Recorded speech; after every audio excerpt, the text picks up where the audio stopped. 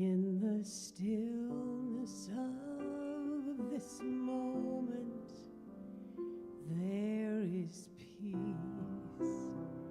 There is peace.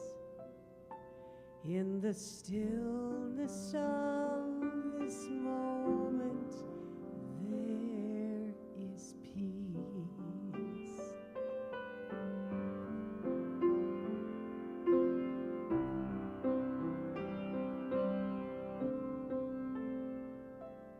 In the stillness of this moment, there is peace. There is peace. In the stillness of this moment, there is peace.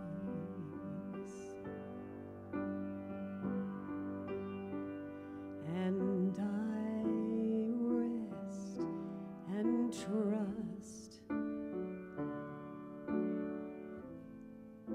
and breathe and know in the stillness of this moment, there is peace.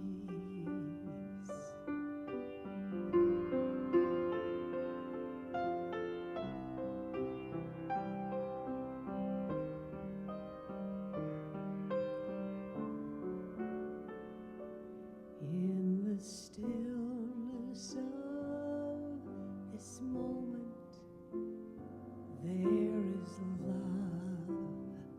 There is love. And in the stillness of this moment, there is love. There is love.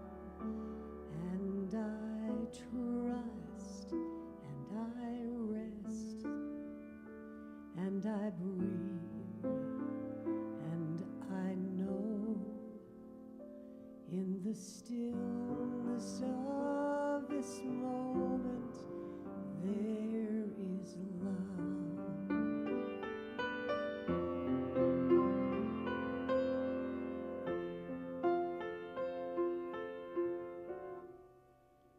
In the stillness of this moment, there is peace. There is peace. And in the stillness of this moment, there is peace. There is peace. And I trust and know and breathe and know that in the stillness of this moment, there is love.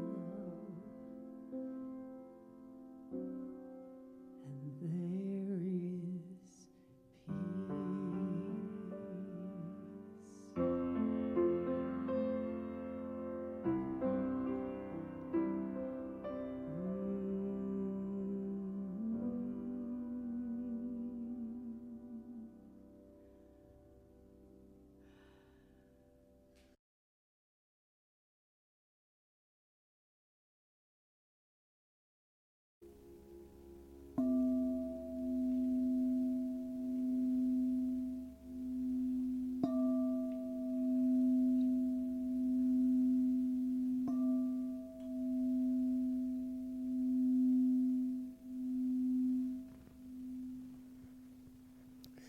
Please join me in prayer.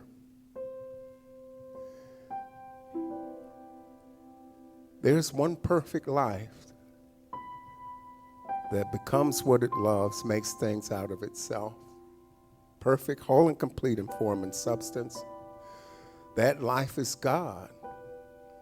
All that God is, each and every one of us is. Perfect, whole, and complete in form and substance. And I give thanks for this opportunity to come together today to celebrate the gift of meditation, the lifting up of the heart and the mind, joining with that one life, recognizing that there is only one life, knowing that that connection is there, it is eternal. It grows and flowers within, and we will hear more about this mindfulness and this meditation from Aluna Chen, who has come here to tell us about that gift of meditation, that journey into connection with all there is everywhere. I'm so grateful for our Karen Karsh, who provides beautiful music. For Travis, our tech wizard. I'm grateful for Debbie and Lois, our hospitality team. Grateful for our ushers. Grateful for all who've come here to celebrate in the knowledge that we are one. Grateful for all of the people within the sound of my voice, because I know that everyone will hear what it is that they need to hear to lift them up to their highest, best good. I know that this is true, and I'm grateful for the opportunity to say these words, grateful for each and every unique expression of the divine in this room with me, and for all of those within the sound of my voice.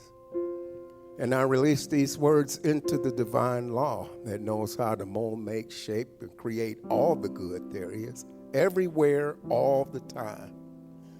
I let this go, I let it be. Together we affirm, and so it is.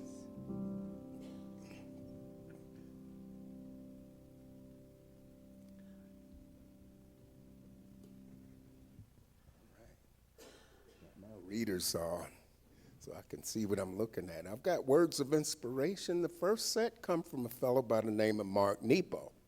If you haven't heard of him, he's a guy who's got stuff you probably want to read. I found it very helpful. Mark says, if meditation is the practice of opening the eye, contemplation is the practice of seeing once the eye is open. Together, meditation and contemplation offer us a perennial way to become unclouded. In this, meditation and contemplative practice are not just about stress reduction, but more about an initiation into a softer, clearer, more durable engagement with being alive. Once entered, they lead us to resources that can help us outweight the clouds in our life and the fog of illusion that we encounter. Our second set's from Louise Hay. Meditation in any of its forms is a wonderful way to quiet the mind and allow your own knowingness. Allowing that knowingness to come to the surface. She says, I usually just sit with my eyes closed and say, what is it that I need to know? Then I wait quietly for an answer. If the answer comes, fine. If it doesn't, fine. It will come on another day. And from our founder, the Honorable Dr. Ernest Holmes, your meditation, consciously used for definite purpose, is a spiritual mind treatment.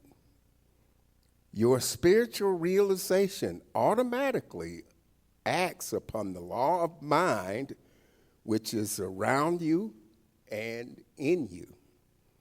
You will recognize this as the secret of the prayer of faith throughout the ages.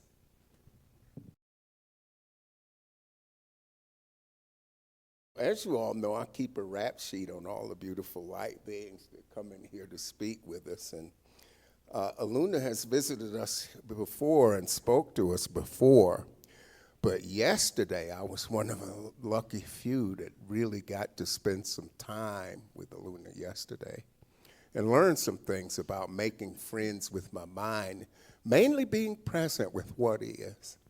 And she's a wonderful guide to that, even though it becomes a unique experience. The guidance is very important and very helpful, as this is such an uplifting practice that can help us find that calm and that connection in the middle of the storm. So a little bit about Aluna. She's a seasoned science of mind practitioner working in license for over 17 years. She began her career answering the call at World Ministry of Prayer, supporting people all over the world with her dynamic and healing energy.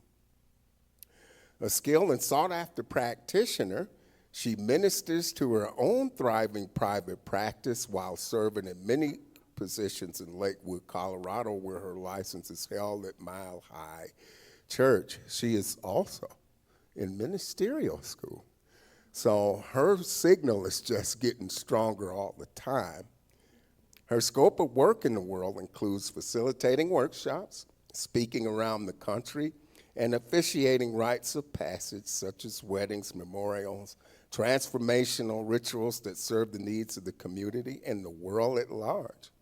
Her passionate curiosity is currently calling her to weave the wisdom of science of mind with cutting-edge neuroscience and our new understanding of the brain. She shared some nuggets with us here yesterday.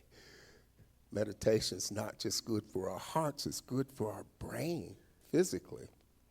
She can be contacted through her email at heartsongceremony@gmail.com and look for her online, but you don't have to wait to grab her online. She's going to listen here. Stop and talk to her. Don't let her leave the building without talking with her. So without further ado, they've heard enough from me. Come on down. You're the next contestant.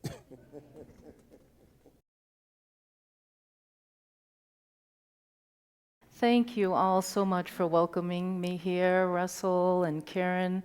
This is such a beautiful space, and I'm so grateful to be here again. And as you listen, right, there's so many quotes and understandings about meditation. I love that Nepo quote. I'm going to have to get that one from you, right? And another one that I really love is from Ram Dass. So when I was thinking last night, I was like, meditation is a tool of the now, and it's a principle of the ages, right? It's something that we can do right here, right now, but yet it's something that people have been doing for millennia. Isn't that curious? So there's a lot of paradox around meditation and what I'm going to be bringing today. But what I love from Ram Dass is that truly all it is when we notice and allow the phenomena of life to arise, exist, and to change. Now, it's quite simple.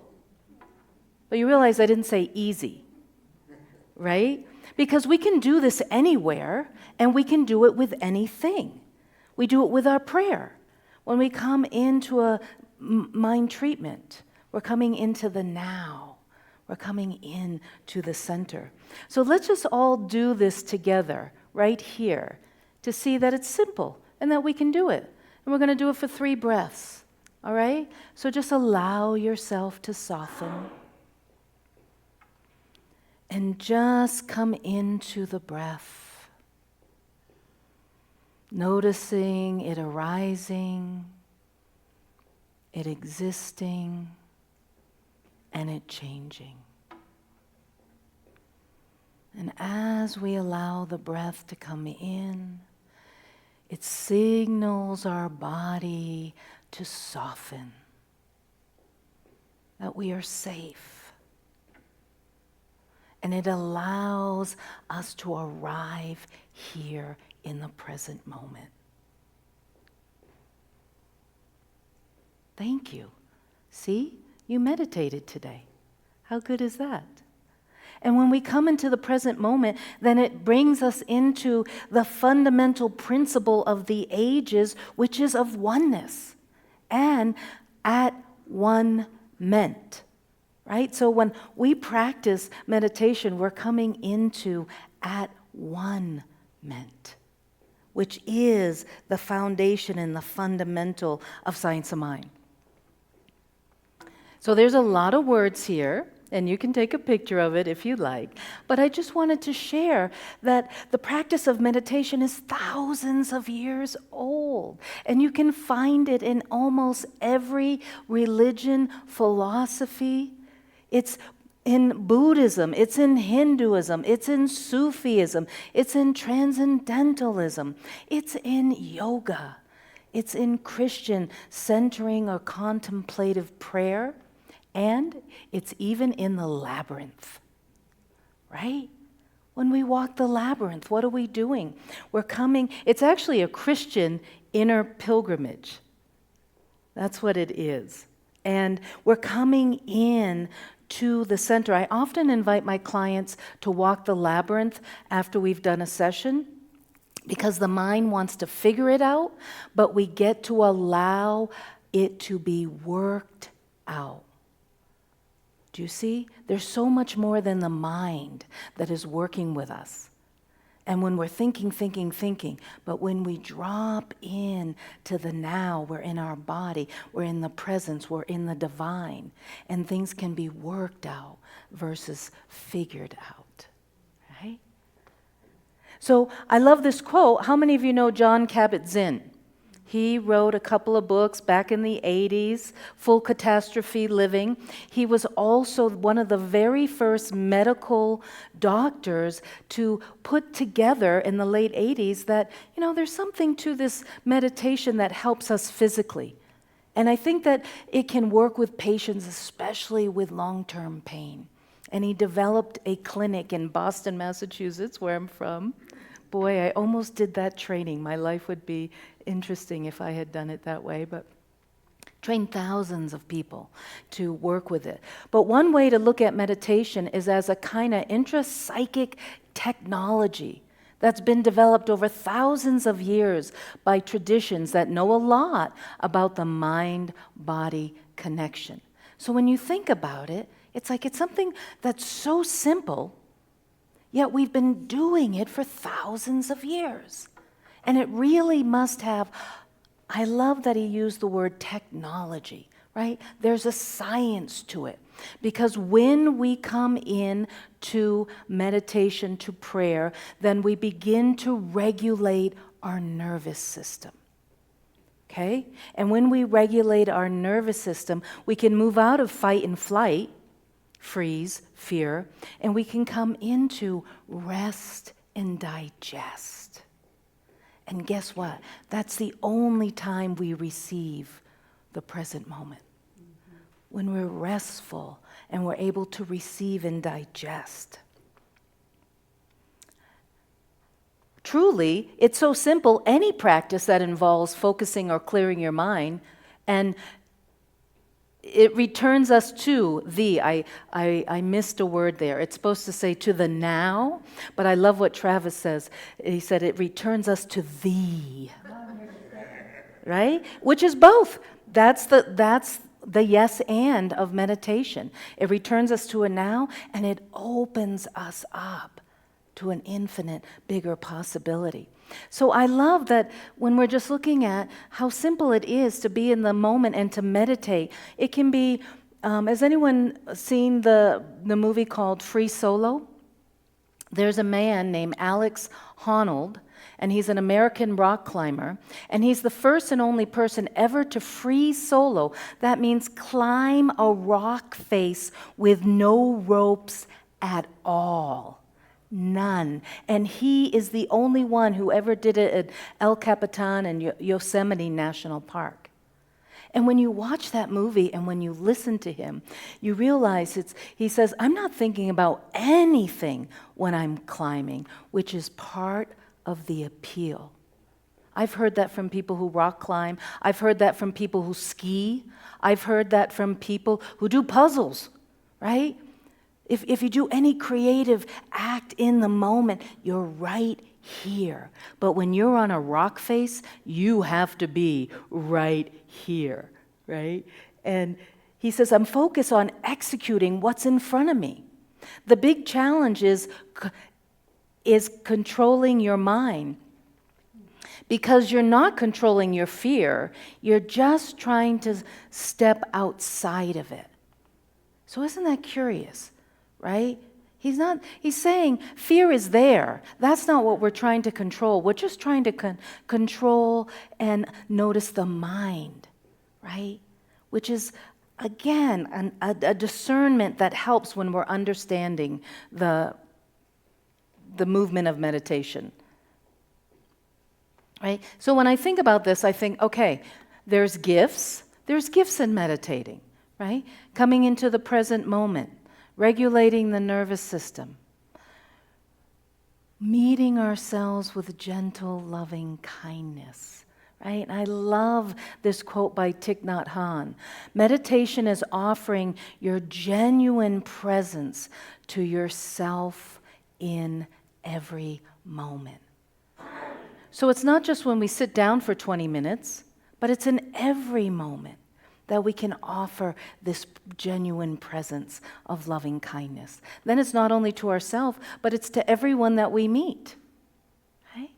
And the goal, one of my goals, so there's many gifts and there's many goals, but I love Stephen Levine's quote that says, meditation allows us to directly participate in our lives instead of living life as an afterthought. Right? So that's curious. Am I in the moment or am I reacting to a moment? And that's where we bring in all of my juiciness around the brain.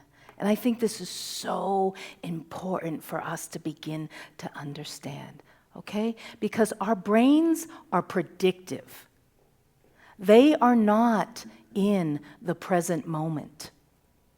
The brain will project before us that which is within us. And I like to say, actually, it's what's behind us, right? Because it's like, what's happened to us before? Oh yeah, this is looking similar. Boom. I'm going to put it here. Before us, right? But how many of us are aware of that in the moment when it's happening? We think that this is what is so, but it's actually a prediction from the Rolodex of the brain of what's happened to you up until this moment, right? Because the brain is always bringing forth past experiences to make sense of the present sensory input that it's getting from the eyes and the skin and the ears, right? From the world at the time. Well, why? Why are we not just in the present moment receiving all of that now? Because it would be metabolically inefficient. Do you see? We are actually wired from and for scarcity, biologically, physiologically. The brain believes there isn't enough glucose. Isn't that astounding? Think of all the sugar there is in the world at this time, right? You can get on Amazon and you can order all the sugar you want. But we are still wired and reacting from this space of limitation, of scarcity. So it says, no, I can't actually be in the present moment because it will take too much energy to see this look coming here and that sight coming here and that sound over there. So I'm going to predict what I think it is. But yet we believe that's what it is. Right? So there's our first wake up. We get to wake up to this truth that we're wired for scarcity, but we know in Science of Mind that is absolutely not who we are or where we come from. We come from the abundant truth of love and light.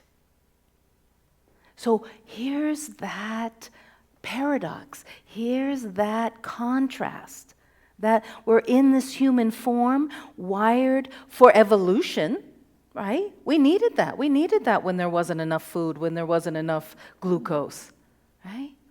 But so I believe science of mind and the work that I'm here to do is to expand our evolution, to move beyond what we have been and step into the truth of all that we are.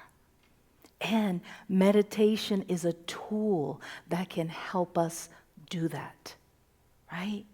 Because when I bring my attention, I'm bringing it to the now. I don't know about anyone who was at the workshop yesterday, but I went home and I was exhausted. I mean, exhausted and starving.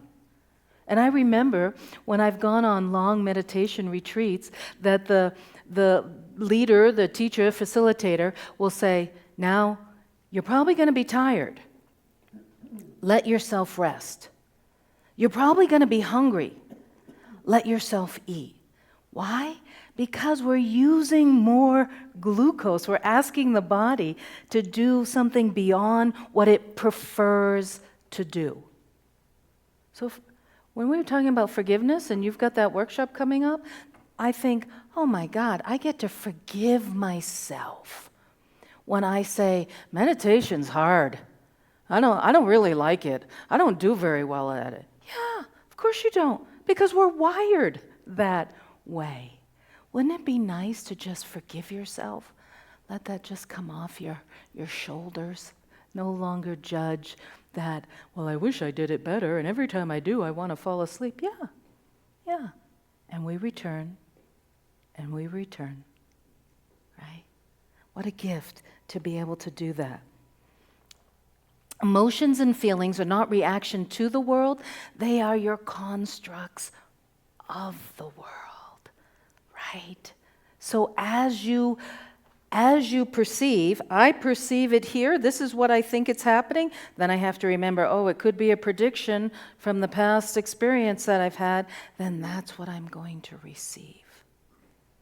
Right? So we can shift that. I always say the first thing is notice our reaction and then choose our response. Because we are going to have a reaction. We're going to have a reaction to something. Whether or not you look like my mother, or whether or not you said something that my husband said to me this morning, right? Then as soon as that happens, I'm out of the present moment and I'm in my prediction of what happened before, right? But when we can remember or even forgive our reaction, right? Notice and forgive our reaction and then choose our response. That's what actually meditation is. Our reaction is to go away, to go to sleep, and then we just come back. I'm going to choose to respond loving and kind. So what are some of the takeaways, right? This is simple, keep it simple. The first step is notice what you notice. Just notice, right? When you come to meditate, like Ram Dass says, notice what arises, notice that it exists, and notice that it changes without attaching to it, without identifying with it. Because that's the thing, when we have these predictions, part of our identity is connected to that. So it's like, yeah, I know, because this is, and we feel like a part of it. When we start to relax and soften and let go, we release this identity and identification to it, and we get to just be with what is. This is my favorite one. Stay curious versus confident. Right? So I have this reaction, and then I go, oh, curious. Isn't that curious? Instead of being confident that this is what's true and running off on my story about it. Because then we develop a story, don't we? Oh yeah, I remember when this happened and then I got hurt and then it wasn't a very good idea, so I'm going to withdraw right now. Nothing's even happened other than one thought or one perception. And we're already gone out of the room and usually in the past or in the future. Remember, God exists now. This is a big understanding. God does not exist in the past patterning of our pain. That's the makeup of our mind. Or in the fear of our future. That's the makeup of our mind. So when we come back to the present moment, we meet and greet the divine. So stay curious to the thoughts that arise. Stay curious to that first reaction instead of confident that you know. Right? Observe, not absorb. That's the big thing. Once we become curious, it's like we're over here witnessing. Oh, isn't that interesting? Right? Because when I absorb it, then I participate in it, and then I identify with it. There's no space. How much space is here when I'm absorbing? None. But when I'm observing, there's so much space to choose something different, to be something different, and to receive something different. Right? You are a practitioner, so we practice. Does this happen easily? No. Does it happen effortlessly? No. Will our mind wander? Of course it will. It is wired to do that. But what do? We practice, right? I tell myself, I'm a practitioner. I'm not an arrivener. I haven't arrived. It is not for us to arrive. It is for us to keep practicing. And every time we do, we're expanding the bandwidth of evolution. Isn't that cool? Don't you want to be a part of that? I want to be a part of that. I want to teach that. I want everyone to recognize that no matter where we have come from, where we are going is way beyond what has ever been. So I just invite you into these simple things to begin. Because once we get to this place where we're in the now, receiving the now, aligned with the now, which is the divine, then the doorway to the infinite opens. That's why people have been meditating for thousands of years. Because when there's space, then grace drops in. And that grace is beyond my limited mind. So I'm so grateful that we got this time together. I'm so grateful for the time that we had yesterday. We did a sitting meditation. We did a guided meditation. I thought the most profound one was our eating meditation. We took about 15 minutes to eat a cutie orange. And I invite you to slow down, to think that this can be your practice everywhere with everything. And when we rest into that, then we receive all of that. So let us pray.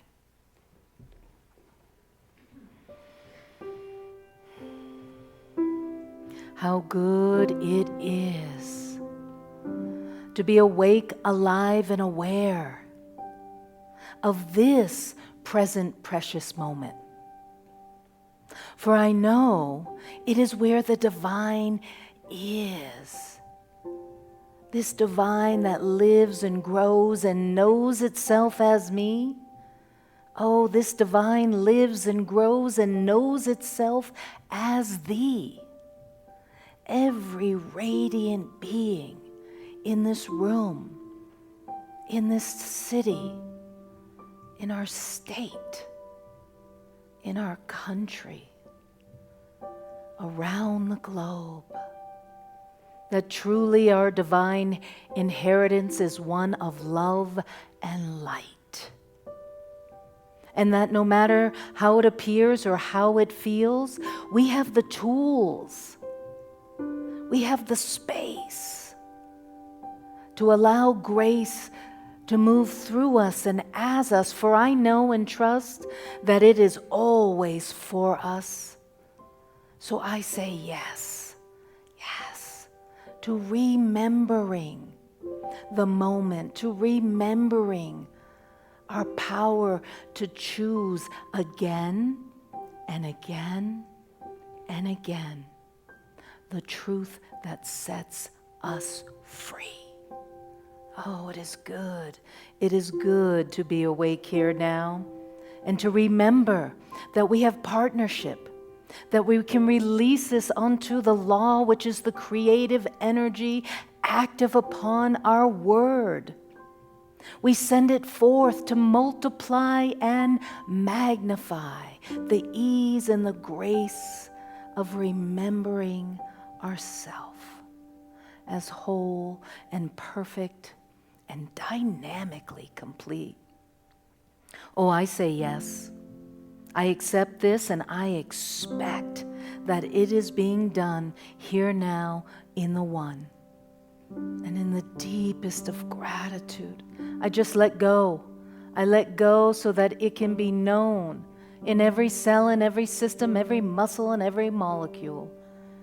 We are free. And we are meant to be fulfilled. So in this grace and in this space, I let go. I let it be. And so it is. Amen.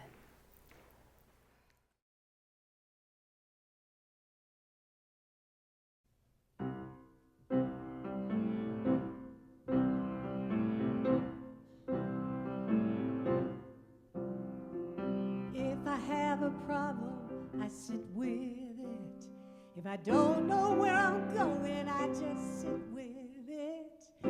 Trust and know the answer will flow if I sit with it right. Don't have to run around in circles and feel myself get so stressed. Things seem to work out better when I focus on how I'm blessed. Making a decision, I sit with it. Trying to make the right choice, sit with it. Trust and know the answer will flow if I sit with it.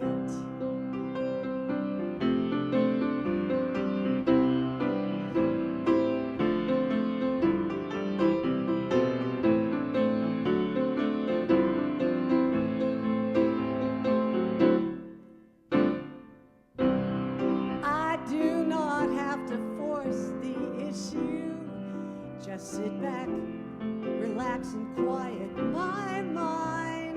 You can feel how it's all coming together in sweet time.